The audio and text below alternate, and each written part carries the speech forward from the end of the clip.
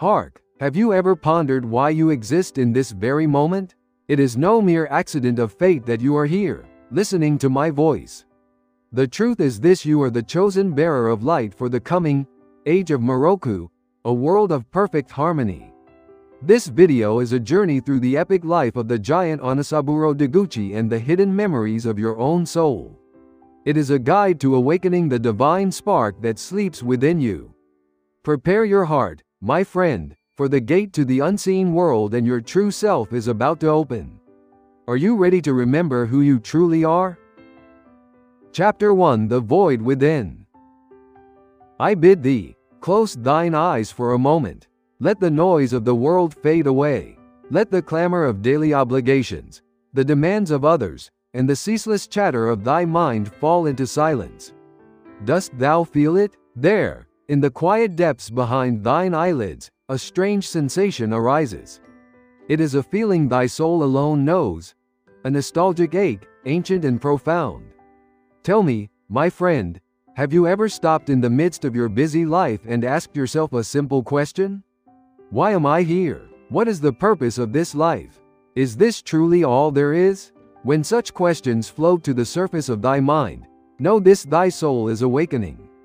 It is trying to remember something precious that was lost in the currents of time. Cast thy mind back to the days of thy youth. Dost thou remember gazing at the sky as the sun dipped below the horizon, painting the clouds in hues of crimson and gold? In that twilight hour, did thy chest ever tighten with an emotion too vast to name?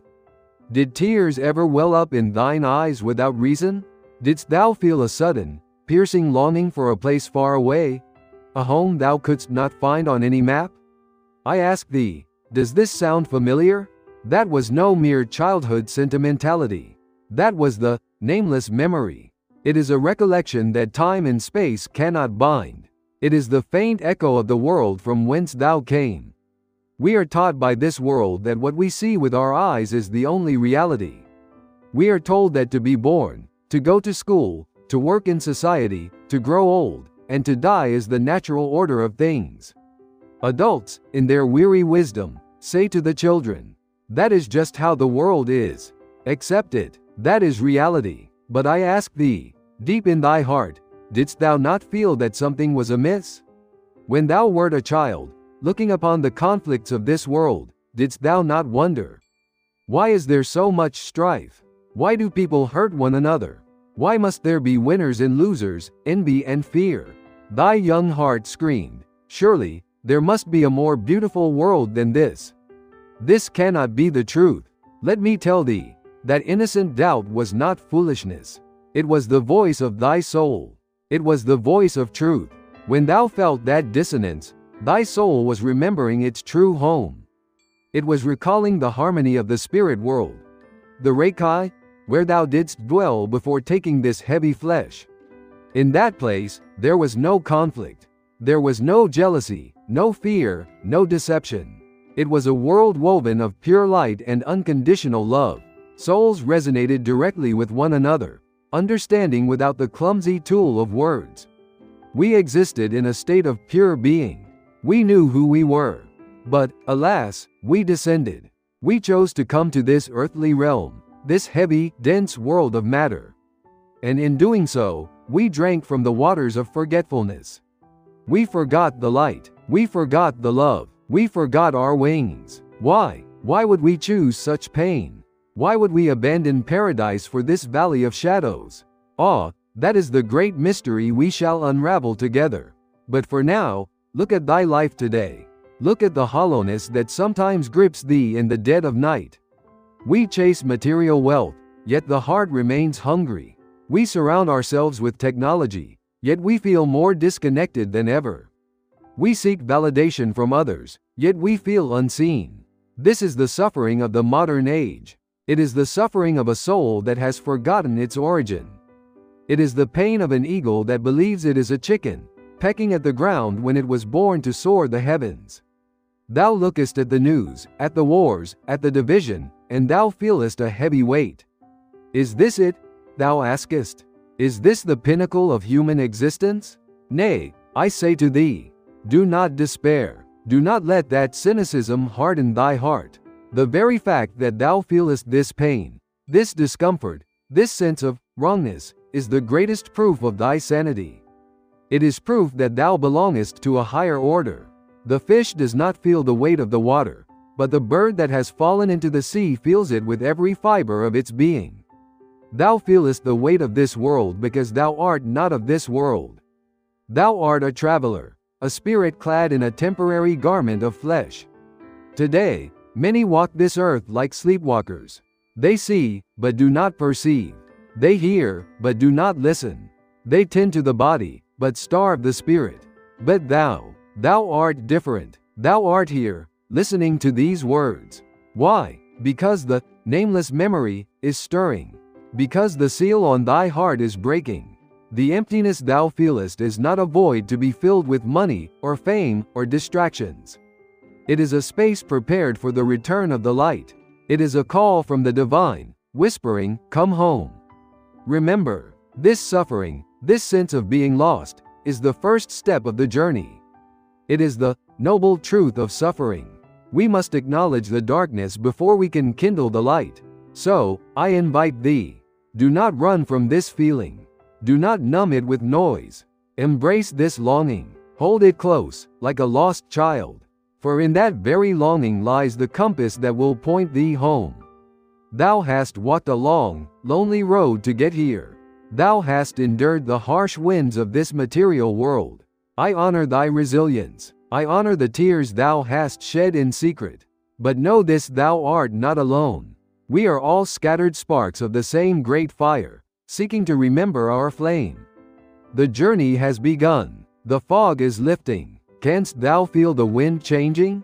In the next chapter, we shall walk in the footsteps of a man who felt this darkness more deeply than anyone. A man who was called a monster, who was crushed by the world, yet whose soul burned with a fire that could not be quenched. His story is thy story. His pain is thy pain. And his awakening shall be the blueprint for thine own. Hold fast to thy courage, my friend. The night is dark, but the dawn is coming. Let us walk on. Chapter 2: The Saint in Shadows. Let us now turn the pages of history, not to read dry facts, but to witness a soul in the crucible of life. We speak of a man who walked this earth not so long ago, a giant of the spirit named Onisaburo Deguchi. But before he was a giant, he was but a man, nay, a boy named Kisaburo, born into the harsh winters of Kyoto. Do not imagine him born with a golden halo or a path paved with rose petals. He was a child of frailty, his body weak, his family poor. While other children played in the sun, he lay in the shadows, fighting for every breath. His only solace was the ancient wisdom whispered by his grandmother. As he grew into manhood, did fortune smile upon him? Alas, it did not. Like many of you, he sought to make his mark upon the world. He dug into the earth seeking manganese. He tried his hand at commerce. He sought to build a life of stability. But failure followed him like a hungry wolf. His businesses collapsed. His efforts turned to dust. Have you ever poured your heart into a dream, only to watch it crumble before your very eyes? Have you ever felt the stinging shame of returning home with empty hands, judged by the silent gazes of those around you? Kisaburo knew that bitterness well. He stood in the twilight of his youth, a man who seemed to have no place in this world. But it was in that very darkness that the call came. He retreated to the mountains, fasting and praying until the veil of the world was torn asunder. He returned not as Kisaburo, but as Onisaburo, a servant of the divine. Now, surely, you might think, his suffering ended? Surely, once a man finds his holy mission, the path becomes straight and the burden light? Nay, my friends, that is the great illusion. For when the light shines brightest, the shadows deepen. The world did not welcome his awakening. The empire, proud and rigid, looked upon this charismatic spiritualist with eyes of fear and suspicion. They did not see a savior, they saw a threat. They called him monster. They branded him traitor. The newspapers mocked him, the authorities hunted him. Imagine, if you will, the weight of an entire nation pressing down upon one man's shoulders. He was not merely ignored, he was actively hated. Then came the days of the great persecution. Behold the scene with the eyes of your mind, for it is a scene of tragic grandeur. The soldiers came with dynamite. They marched upon the sacred grounds where Onisaburo had built a sanctuary for the people's hearts. With cold efficiency, they planted explosives at the pillars of the magnificent temples. Boom! The explosion shattered the silence of the valley. Wood and stone, carved with prayer and sweat, were reduced to splinters in an instant. The dust of destruction choked the sky. Everything he had built, everything he had loved, was erased by the iron boot of authority. He was thrown into a cold, dark cell. Day after day, he endured interrogation. He was stripped of his dignity, mocked by his captors, isolated from his family. 60 of his followers were arrested, 16 died under the crushing weight of torture and despair. He sat in that freezing darkness, listening to the screams of his disciples, helpless to save them. I ask thee, have you ever felt a despair so black that it swallowed the stars? Have you ever cried out, why? Why must I suffer this when I have only tried to do good? Perhaps you have not been thrown into prison, but the prison of the soul is just as cold. Perhaps you have been betrayed by a friend you trusted. Perhaps you have been ridiculed for your beliefs. Perhaps you have lost a loved one to the cruelty of fate. You look at the sky and scream, God, where are you? Why have you forsaken me? This is the noble truth of suffering, in its rawest form. Even the gods are not exempt. In the Reikai Monogatari, the story of the spirit world, Onisaburo tells us that the gods themselves suffer. Susanoo was consumed by rage and banished. Izanami fell into the darkness of the underworld, writhing in pain. Even the great Amaterasu, the sun goddess, hid herself in the rock cave out of fear and sorrow, plunging the world into darkness. Why? Why must the holy suffer? Why must you suffer? Onisaburo, sitting in his cell, realized the terrible truth. He realized that he was not being punished. He was being polished. The diamond cannot sparkle without the friction of the wheel. The sword cannot be sharp without the heat of the forge and the strike of the hammer. The world called him a monster, but in that darkness, his soul was expanding to embrace the universe. He saw that his personal tragedy was but a microcosm of the world's pain. He understood that to save the sorrowful, one must know sorrow. To save the broken, one must be broken.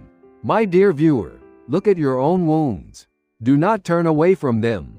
Those scars you carry, the failures, the heartbreaks, the injustices, they are not signs of your weakness. They are the marks of your initiation. You are walking the path of the hero, just as Onisaburo did. You are currently in the chapter of the shadow. But remember this, a shadow can only exist where there is light. The darker the shadow, the brighter the light that casts it. The world tried to crush him, to silence him, to bury him.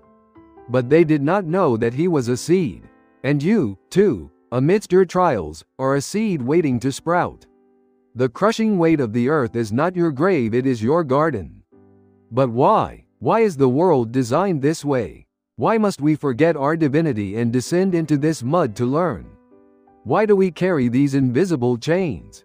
In the next chapter, we shall pierce the veil of mystery. We shall uncover the secret of the veil of forgetfulness, and why you chose to be here, in this difficult world, at this precise moment.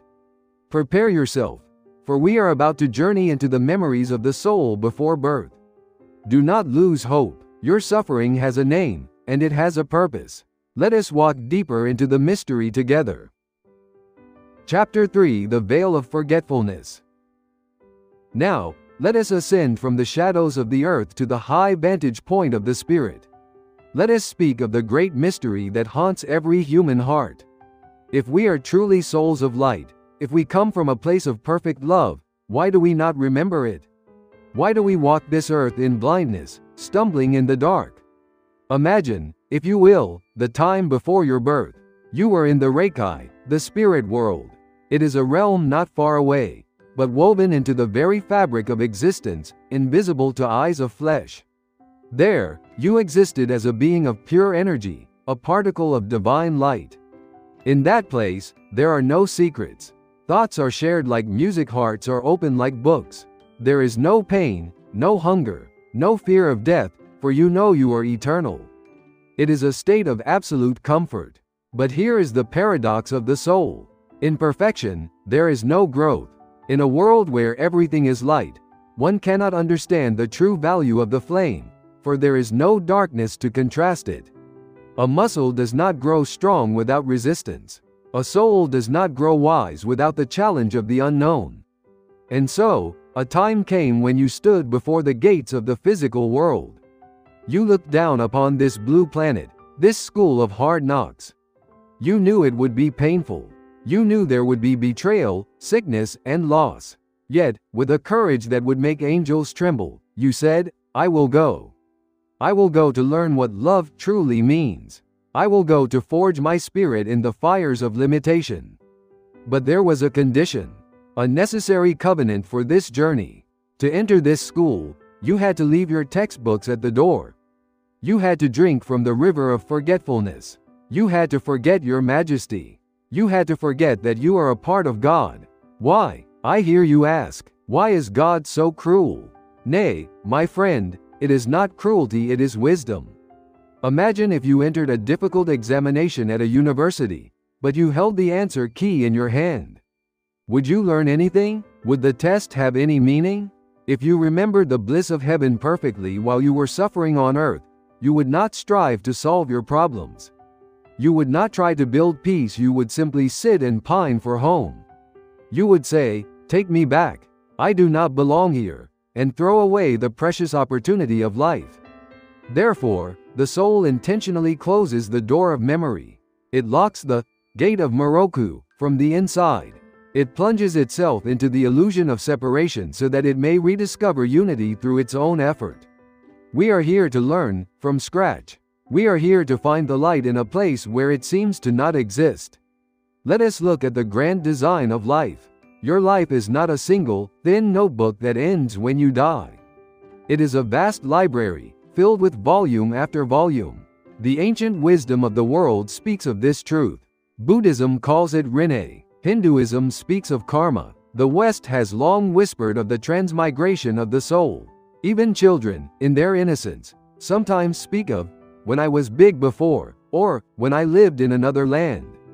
These are not fantasies, they are leaks in the dam of forgetfulness. Consider the souls that walk among us. Observe the artist who, from a young age, wields the brush with a mastery that defies logic. That is not luck. That is a soul who, in a past volume of their life, poured their passion into beauty, and now carries that skill as a gift. Observe the person who is always helped by others in their time of need. Perhaps, in a long-forgotten life, they were the savior of many, and now the universe returns that debt of kindness.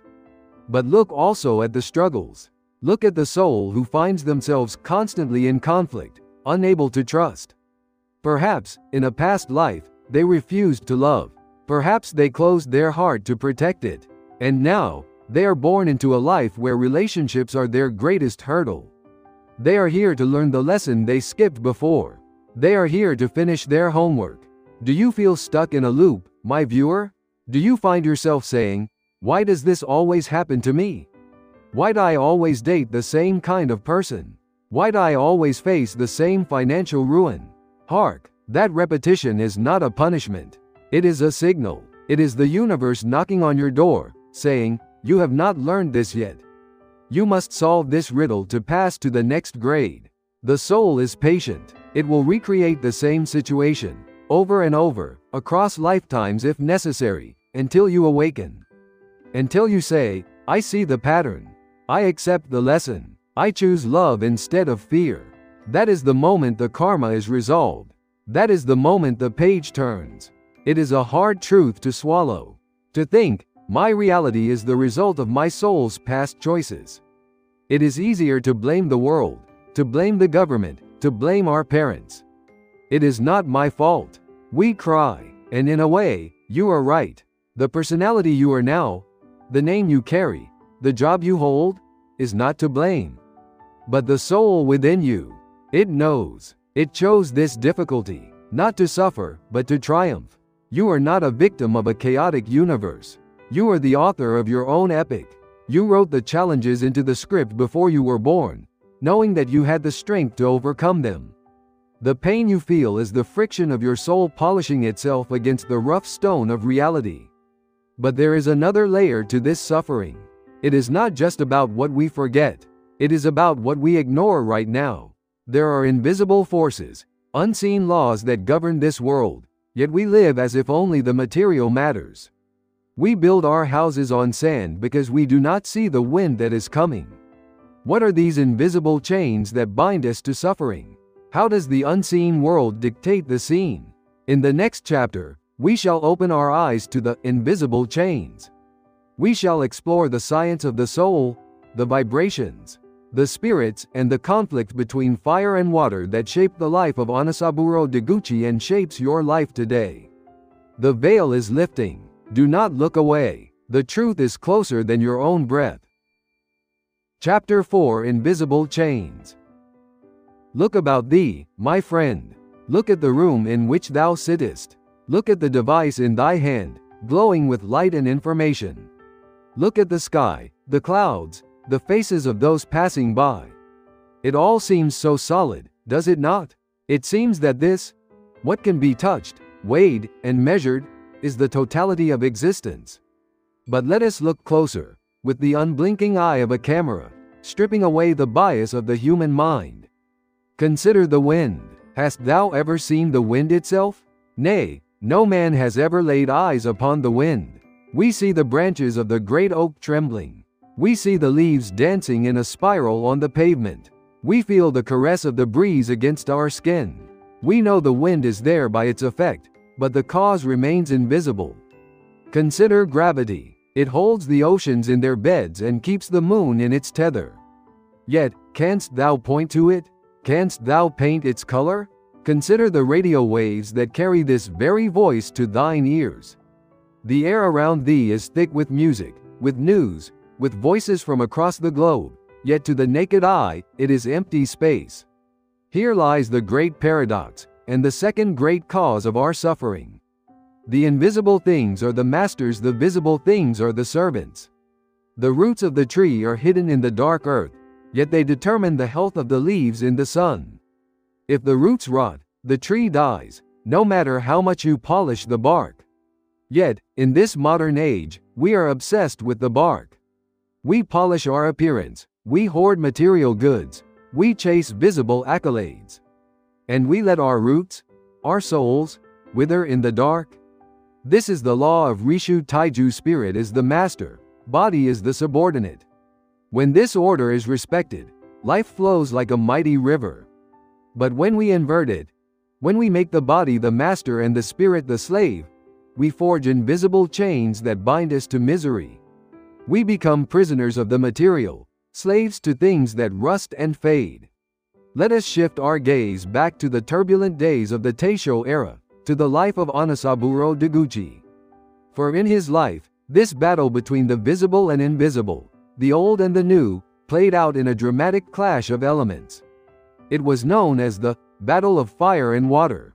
On one side stood Nao Deguchi, the foundress. She was possessed by the Yushitora no Kanjin, a stern, rigorous deity of the old world. She represented the fire, the vertical strictness, the burning purification, the unyielding moral law.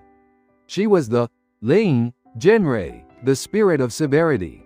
She looked at Onisaburo, with his modern clothes and his expansive, joyous, flexible nature, and she doubted him. Is this man truly a messenger of God? She wondered. He is too free. He is too wild. On the other side stood Onisaburo. He represented the water, the horizontal expansion, the flowing love, the adaptability, the Rui Ling, Zuirei, the spirit of blessing. He saw Nao's revelations as too rigid, too archaic for the modern world. God is not just fear and judgment, he argued. God is also joy and art. They clashed. Oh, how they clashed. It was not merely a disagreement between a mother-in-law and a son-in-law. It was a cosmic collision between two fundamental energies of the universe. Fire seeks to burn upward, water seeks to flow downward. Fire hardens, water dissolves. Their followers were confused. The group was torn apart. It was chaos. But listen closely, for here is the secret. This conflict was necessary. Without the fire of Nao, Onisaburo's water would have been a shapeless puddle, lacking direction. Without the water of Onisaburo, Nao's fire would have scorched the earth, leaving nothing but ash. Through their friction, through their painful, spirit-body struggle, they forged a new path. They birthed a movement that combined the ancient depth with modern breadth. They proved that true harmony comes not from the absence of conflict, but from the integration of opposites. Now, look at thine own life. Is there not a similar battle raging within thee? Thy mind, trained by society, acts as the fire. It says, be practical. Make money. Follow the rules. Don't be foolish. It judges thee. It restricts thee. But thy soul acts as the water. It whispers, I want to create. I want to love. I want to be free. It seeks to flow. And what dost thou do? Most of us suppress the water. We build a dam of logic and fear to hold back the river of the soul. We let the invisible chains of societal expectation bind us. We say, I will be happy when I have the car, or I will be worthy when I have the title. We try to fix the outside without changing the vibration on the inside. But remember the wind. You cannot stop the wind by holding the leaves still. You cannot change your life by merely manipulating physical events. The cause is in the invisible. Your thoughts, your beliefs, your hidden fears. These are the radio waves broadcasting your reality. If thou meetest a person and feelest an instant aversion, or an instant connection, that is not logic. That is the physics of the soul. That is vibration. When you ignore the invisible world, the pressure builds. The water rises behind the dam. And sooner or later, the dam must break. For Onisaburo, the pressure of his mission and the constraints of Japan became too great. He could no longer be contained. He needed a release. He needed a grand stage. And so, the invisible forces pushed him toward a destiny that seemed like madness to the rest of the world. He looked toward the vast continent of Asia. He looked toward Mongolia. He cast off the chains of common sense and leapt into the unknown. But he did not know that he was leaping into the jaws of death. The invisible script had written a climax that would test his soul to the absolute limit. Are you holding back your own river, my friend? Are you waiting for the dam to burst? Sometimes, life pushes us to the edge of the cliff not to kill us, but to teach us how to fly.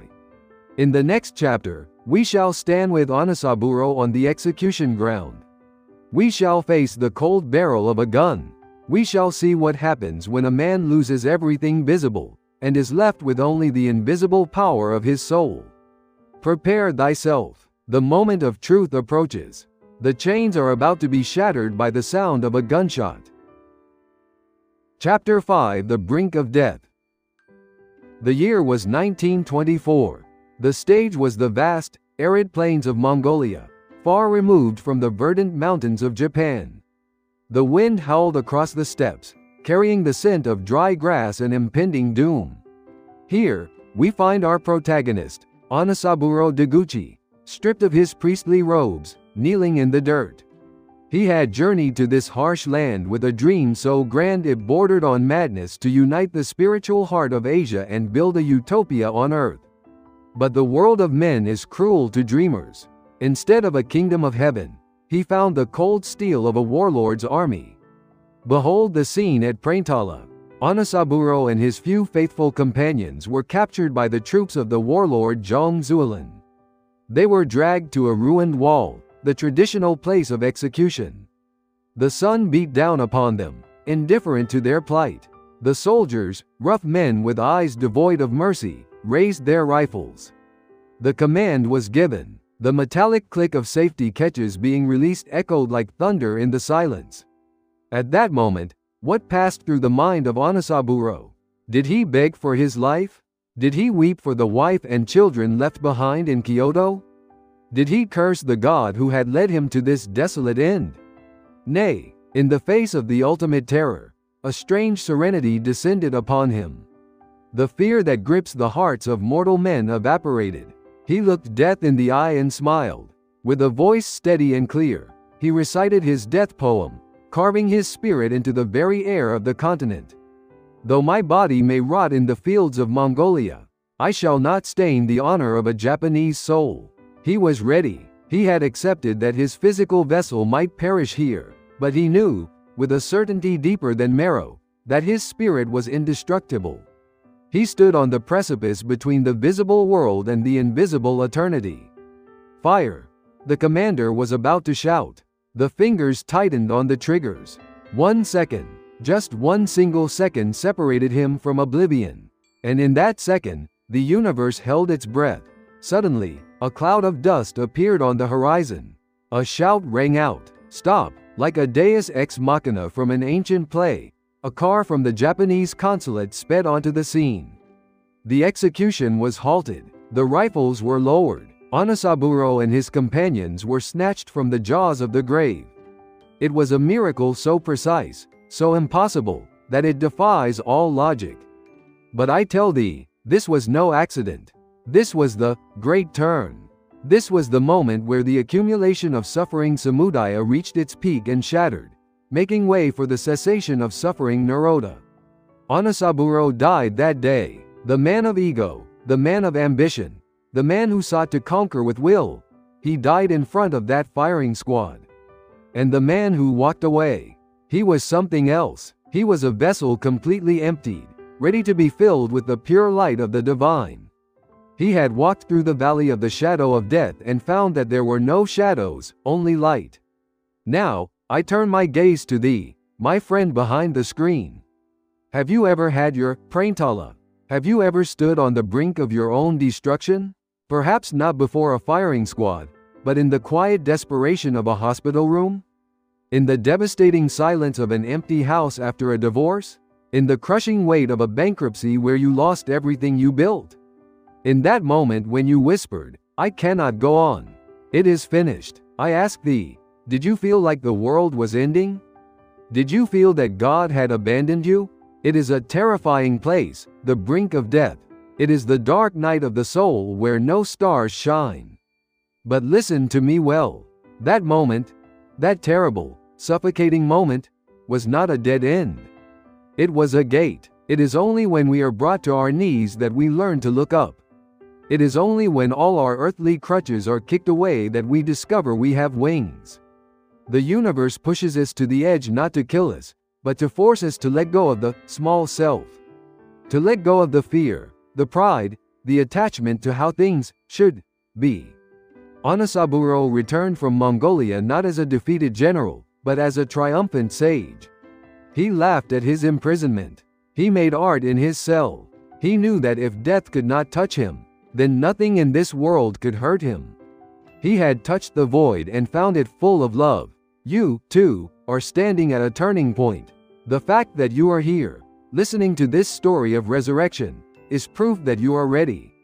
You have endured the suffering dukkha. You have seen the causes samudaya, the forgetfulness, the invisible chains. Now, you are ready for the cessation. You are ready to step away from the wall of execution and walk into a new life. What lies beyond that wall? What does the world look like to eyes that have lost all fear? What is the world of Miroku that Onisaburo saw in his visions and sought to build? It is not a fantasy. It is the true reality waiting for you to tune into it. The darkness is behind us now. The dawn is breaking over the horizon of your soul. In the next chapter, we shall step fully into the light. We shall behold the vision of the ideal world, a world without conflict, a world of pure resonance. And we shall discover that this heaven is not a place you go to when you die. It is a frequency you can choose, right here, right now. Wipe the dust from thy knees, my friend. The execution is cancelled. The celebration is about to begin. Chapter 6: The Light of Miroku. Hark, lift up thine eyes, for the night is truly over. We have traversed the valley of shadows. We have stood before the firing squad of fate, and we have survived. Now, the clouds part, and the golden rays of dawn pierce through the gloom. What is this light? What lies on the other side of our long suffering? It is the world that Onisaburo Deguchi saw in his deepest trances, the vision that sustained him through torture and ridicule. It is the age of Miroku, the Miroku no Yo. Imagine, if thou canst, a world where the very air shimmers with benevolence. In this realm, there is no need for locks on doors, for there are no thieves. There is no need for armies, for there are no enemies. There is no jealousy to poison the heart, nor fear to freeze the blood. It is a kingdom of absolute transparency and harmony. Here, souls do not hide behind masks of pretense. They shine with their naked brilliance, resonating one with another like the strings of a celestial harp. Onisaburo described the soul not as a vague, ghostly wisp, as many folklore tales would have us believe. Nay, he spoke of the soul as a concrete reality, a particle of light. It is a tangible, luminous energy that exists as surely as the sun exists. Long before modern science spoke of photons and quantum fields, this mystic saw the truth: we are beings of light, temporarily wearing a heavy coat of matter. Think of it, science tells us that everything is energy, vibrating at different frequencies. The rock is slow vibration, the thought is fast vibration. Onisaburo saw that the spirit world and the physical world are not separated by miles or great walls. They are not distant lands to be reached only after the heart stops beating. They are separated only by vibration. They are like two sheets of glass, perfectly transparent, laid one atop the other. The kingdom of heaven is not up there, in the clouds. It is right here. It is in the room with thee. It is in the space between the atoms of thy body. It is superimposed upon this very reality, waiting for thee to tune thy receiver to its station. This, my friends, is the cessation of suffering, the Nirodha. When a man realizes this truth, suffering ceases to be a tyrant. It becomes merely a shadow that vanishes when the light is turned on. Why did Onisaburo smile at the barrel of the gun? Because he saw the Miroku. He saw that death is but a doorway from one room of the divine palace to another. He realized that the light of Miroku is not a utopia that will arrive only after the world ends. It is a state of consciousness. It arrives the moment thou rememberest who thou art. I ask thee, have there not been moments in thine own life when the veil became thin? Recall a moment when thou stoodest in a shrine, or deep in an ancient forest, or perhaps by the ocean at dawn. The air seemed to change. A sudden stillness wrapped around thee like a warm blanket. Though thou wert alone, thou felt watched, not with malice, but with infinite, tender love. Or perhaps in a dream, thou didst meet a loved one who has passed away. Thou wokest with tears, not of grief, but of relief, feeling the warmth of their presence lingering on thy cheek. I tell thee, those were not hallucinations of a tired mind. Those were moments when thy frequency rose to match the Miroku. Those were moments when the two sheets of glass touched. The spirit world is constantly sending thee messages, knocking on the door of thy heart through intuition, through coincidence, through that gut feeling that guides thee to safety. The age of Miroku is the ultimate destination of our soul's long journey. It is the great peace, but we do not build it with bricks and mortar. We build it with our hearts. When thou forgivest an enemy, thou layest a stone of Miroku. When thou smilest at a stranger, thou paintest the sky of Miroku. The cessation of suffering comes when we stop fighting the darkness and simply become the light. But, I hear the question rising in thy mind, practical and sharp. This vision is beautiful, director. It sounds like a lovely dream. But I live in the real world. I have bills to pay. I have a boss who yells. I have pains in my back. How'd I bring this light down into the mud of my daily life? How'd I live as a citizen of Miroku while walking the streets of this chaotic century? That is the most important question of all. It is one thing to see the mountain top, it is another to climb it. We have seen the truth Nirodha. Now we must walk the path Magga. There are practical tools, ancient technologies of the spirit, that Onisaburo left for us. They are the keys to the gate. They are simple, yet they are powerful enough to change destiny. In the next chapter, we shall descend from the vision back to the ground. We shall pick up the first tool, the mirror. We shall discover the secret of the path of the mirror, and how the very people who drive thee mad are actually thy greatest teachers in disguise. Prepare to look into the glass, my friend, for what thou seest there may surprise thee. Chapter 7: The Path of the Mirror. Now, we set our feet upon the path of practice, the Magga. We have seen the vision of the glorious summit, but how do we climb the jagged rocks of daily life to reach it? The first step on this path begins not with a grand pilgrimage, nor with chanting beneath a waterfall.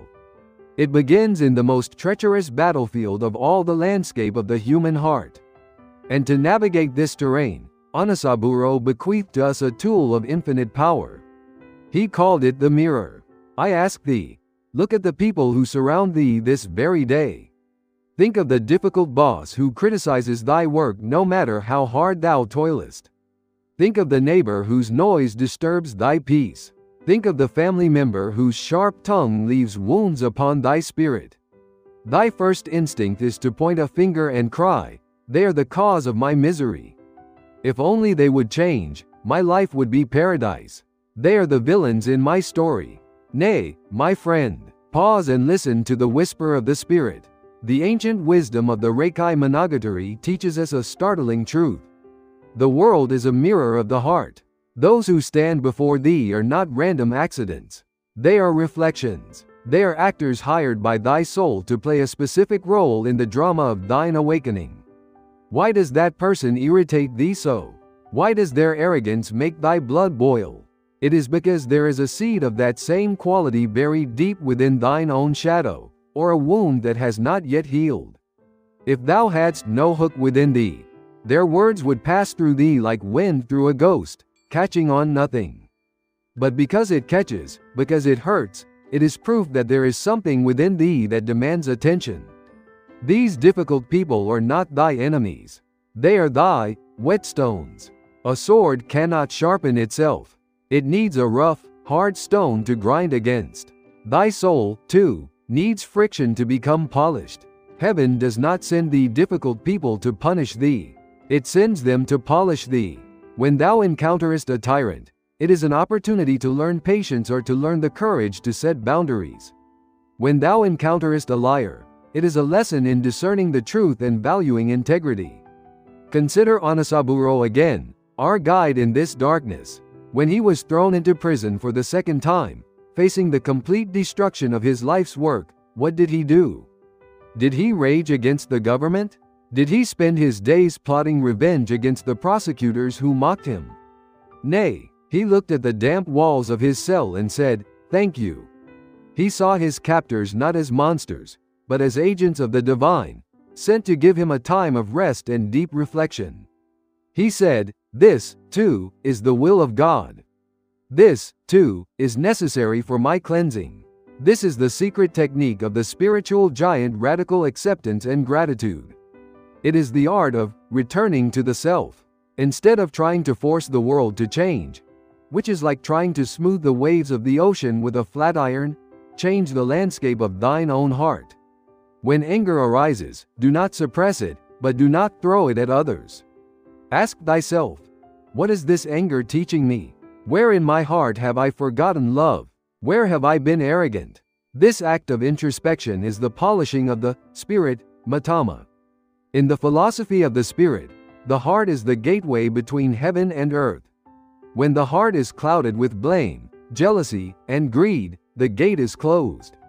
The light of the divine cannot shine through. But when the heart is cleansed through self-reflection and gratitude, the gate swings open. The gate of Miroku is not a physical door, it is the door of thy heart. I challenge thee, my viewer. Try this experiment for 1 week. When someone cuts thee off in traffic, instead of cursing them, say, "Thank you for teaching me patience. May you arrive safely." When someone speaks ill of thee, say in the silence of thy mind, "Thank you for showing me the value of kindness. I shall not return this poison." It sounds simple, but it is the hardest warrior training in the world. It requires a strength far greater than swinging a sword.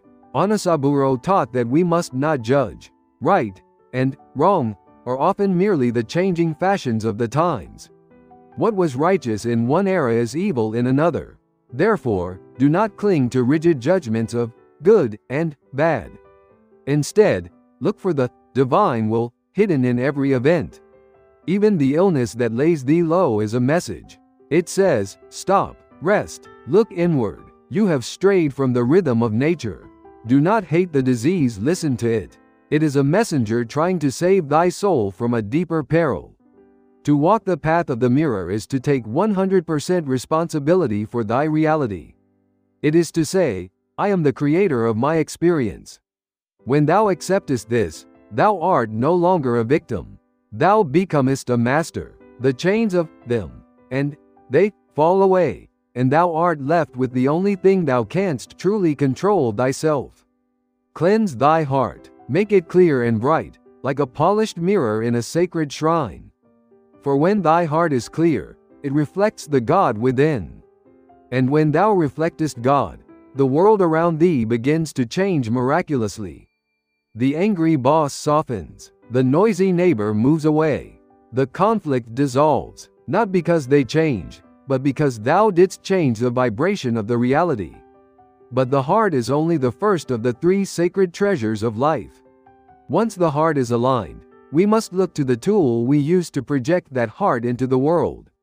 We must look to the power of sound. We must look to the sword of the spirit, the word. In the land of Japan, there is an ancient belief in Kotodama, the spirit of words. They say that a single word, spoken with intent, can kill or cure.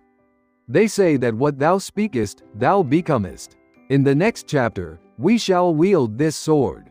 We shall discover how Onisaburo used the power of words to predict the future and shape reality, and how thou canst use it to rewrite the script of thy life. Open thy lips with care, my friend, for we are about to speak magic. Chapter 8: The Power of the Word. We have cleansed the heart. The mirror is polished. Now, we must pick up the tool of creation. We must learn the art of the sword that comes from the mouth. I speak of the mystery of the word. In the ancient days, the land of Japan was known by a beautiful name, Kotodama no Sakiwa Kuni. It means, the land where the spirit of words blossoms. Our ancestors knew a secret that modern man has forgotten in his rush and noise. They knew that a word is not merely a sound. It is not just a label we stick onto things like a price tag. Nay, a word is a vibration. It is a command sent forth into the ether, possessing the power to shape reality itself. In the beginning was the Word, and the Word was with God.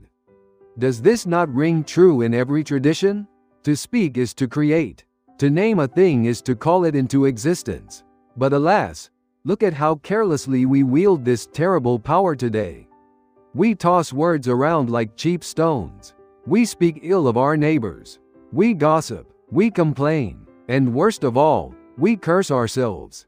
I am tired. I am worthless. I will never succeed. Life is a struggle. Hark, do you not realize what you are doing? You are casting spells. You are the prophet of your own doom. Every time you speak these words with emotion, the universe listens. The spirit world, which is always listening, says, your wish is my command. And lo, it brings you more tiredness, more worthlessness, more struggle. You are weaving a cage with your own tongue. Let us look again at the master, Onisaburo Deguchi. He was a man who understood the terrified power of Kotodama. His words were not idle chatter, they were heavy with destiny. History records his prophecies with a chilling accuracy. Long before the B-29 bombers darkened the skies of Japan, Onisaburo sat in his cell and spoke to his interrogators. He did not guess, he declared.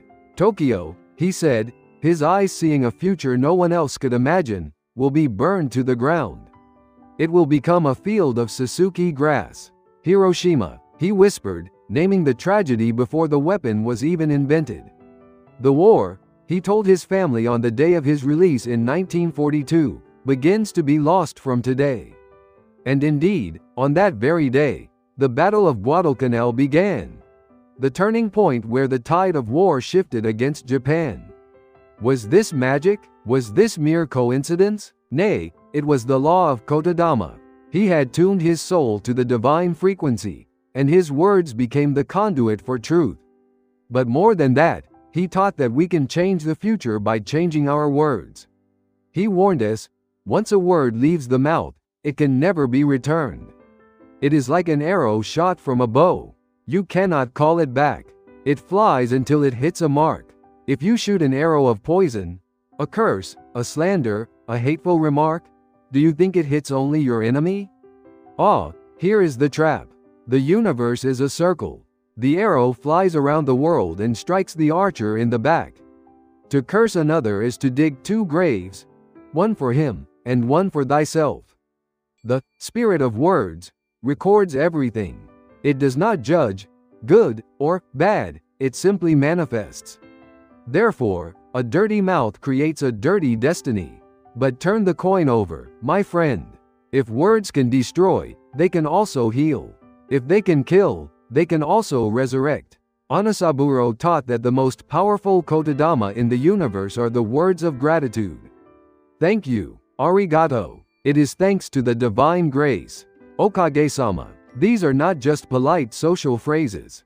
They are diamonds of the spirit world. When you say, thank you, to a glass of water, the water changes. When you say, thank you, to your body, your cells rejoice. When you say, thank you, to a tragedy, you transmute the lead of suffering into the gold of wisdom. You change the vibration. You invite the good spirits, Zentama, to flock to your side. I ask thee, observe your own speech for the next 24 hours.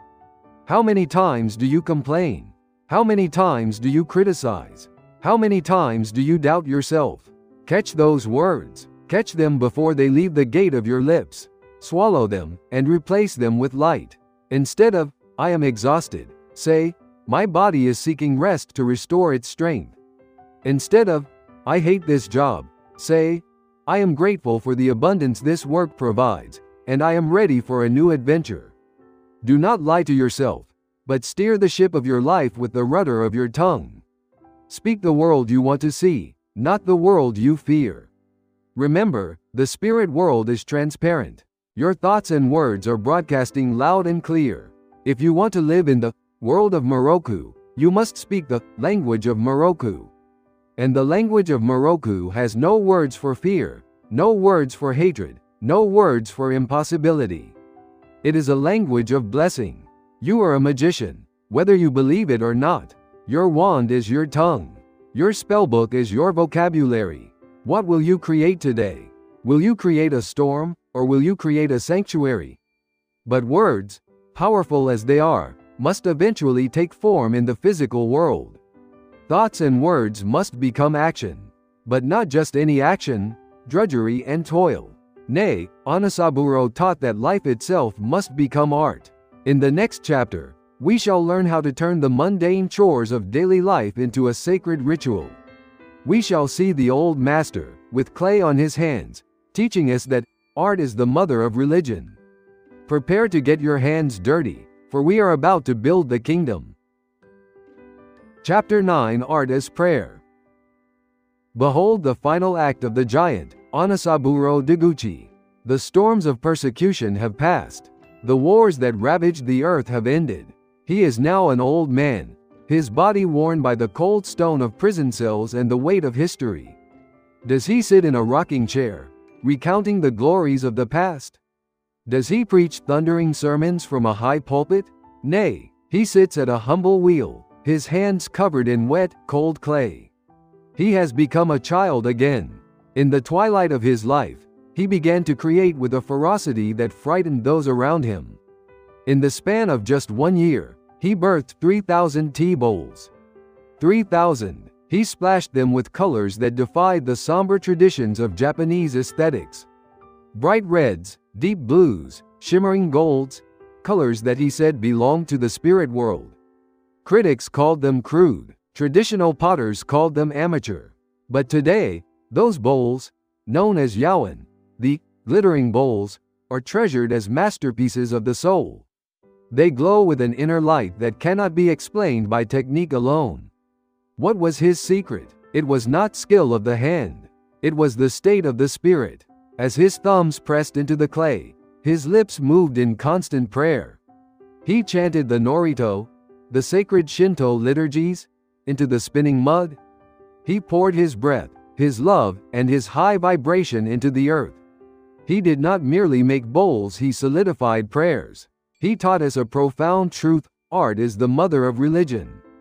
Doctrines divide us, dogmas make us fight, but beauty unites us. When we stand before a sunset or a masterpiece, we all bow in silence. Now, I turn to thee, my friend on the other side of the screen. I hear thy hesitation. But director, thou sayest, I am no artist. I cannot paint. I cannot sculpt. I am just a salaryman, a housewife, a student. My life is filled with spreadsheets and dirty dishes, not clay and paint. Hark, do not deceive thyself. To live is to create. Thy life is the clay. Thy days are the canvas. Onisaburo taught that every action, no matter how small, is a work of art if done with Makoto, sincerity. This is the path of action, and it is open to everyone. Consider the simple act of sweeping a floor. Thou canst do it with resentment, rushing to finish, thinking, why must I clean this mess? In doing so, thou spreadest the dust of anger, and the room remains spiritually dirty. Or, thou canst do it as Onisaburo made his bowls. Thou canst sweep with gratitude, thinking, I am purifying this space for the comfort of others. I am clearing the path for the gods to enter. In that moment, the broom becomes a paintbrush. The floor becomes a sanctuary. Thou art a high priest performing a sacred ritual in the temple of thy home. Consider the act of making dinner for thy family. Do not just throw ingredients into a pot. Infuse the food with love. Whisper a blessing over the vegetables. May this nourish the bodies and souls of those I love. That food becomes medicine. It becomes light. This is the true spiritual practice. It is not found in fleeing to a mountain cave to meditate for years. It is found in the kitchen. It is found at the office desk. It is found in how thou arrangest thy shoes at the entryway. God resides in the details, they say. Nay, God resides in the attention thou givest to the details. When thou answerest a phone call with a genuine smile in thy voice, thou art creating art.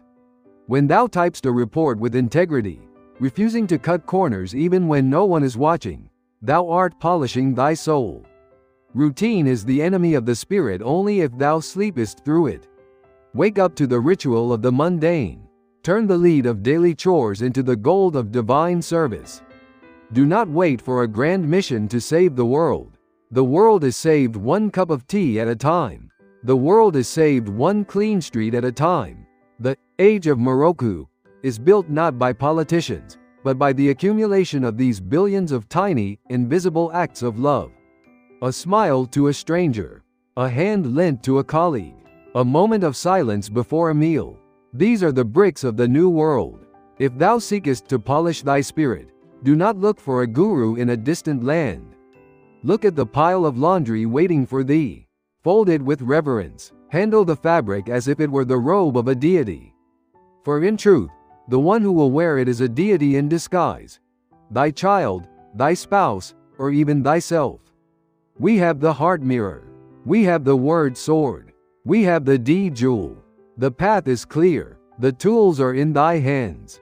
But one final question remains. Why? Why thee? Why wert thou chosen to hear this message, at this specific time in history? Thou art not just a random soul trying to be good. Thou art a protagonist in a story much larger than thou canst imagine. Thou art the hero returning home. In the final chapter, we shall unveil the true identity of the one watching this video. We shall reveal why the universe has been waiting for thee to wake up. Stand tall, my friend. The finale approaches, and the spotlight is turning toward thee. Chapter 10: The Hero's Return.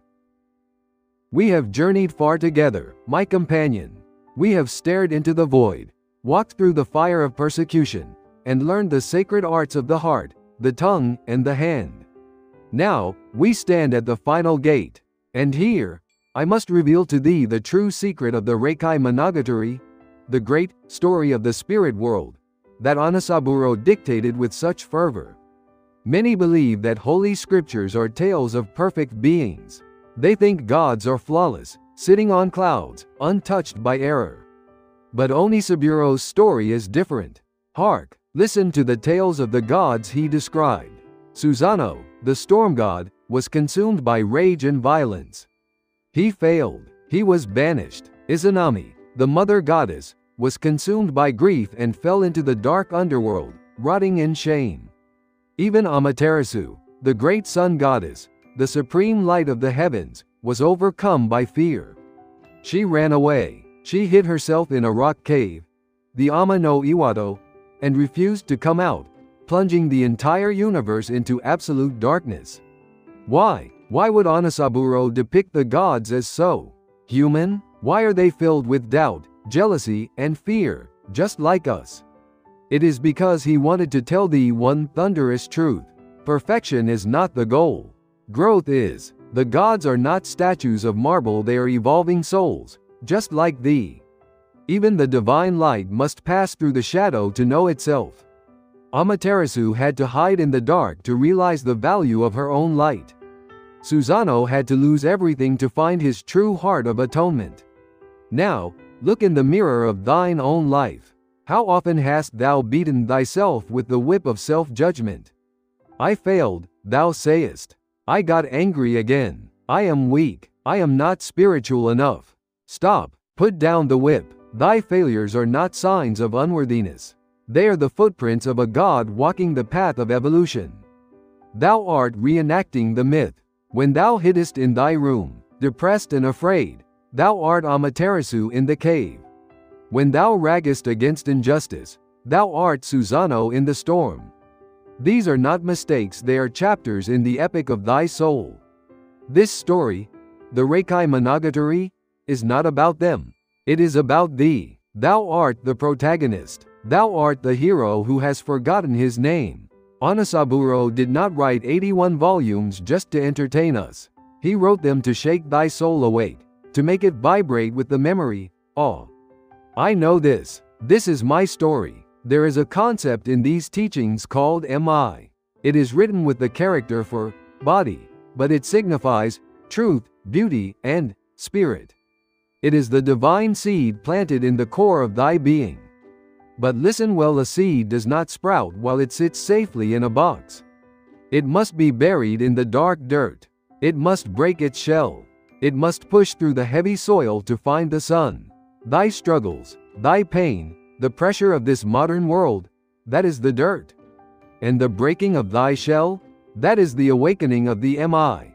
We are waiting for the world of Miroku, yes, but do not look to the sky for a savior to descend on a cloud. That is the old way of thinking. The savior is not coming to thee. The savior is coming through thee.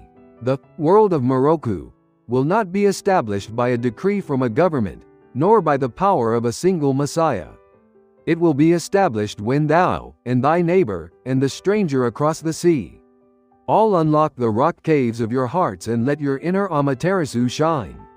Onisaburo stood on the plains of Mongolia, facing death, and said, "Though my body may rot, I shall not stain the honor of a Japanese soul." He did not say this because he was arrogant. He said it because he knew he was eternal.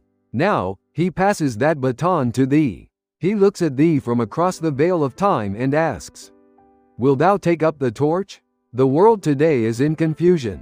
Wars rage. Greed rules. The earth groans. It is easy to despair.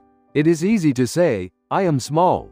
I can do nothing." But remember the Kotodama. Do not speak such weakness. The darker the night, the more valuable a single candle becomes. Thou dost not need to be a giant sun. Just be a candle. Shine in thy kitchen. Shine in thy office. Shine in the queue at the supermarket. When thou forgivest instead of judging, thou art stopping the wheel of karma. When thou choosest hope instead of fear, thou art rewriting the future of humanity. You are the modern hero. There are no dragons to slay with swords of steel. The dragon is the fear within. The battlefield is the everyday. And the victory is a heart that remains peaceful in the midst of chaos. So, I ask thee one last time, art thou ready to accept thy mission? Art thou ready to stop playing the victim and start playing the creator? The gate of Miroku is standing before thee. It has no lock. It never did. It opens only from the inside. Push it open. Step through. The ancestors are watching. The angels are applauding. And the true you, the radiant, eternal, invincible soul, is waiting to meet thee.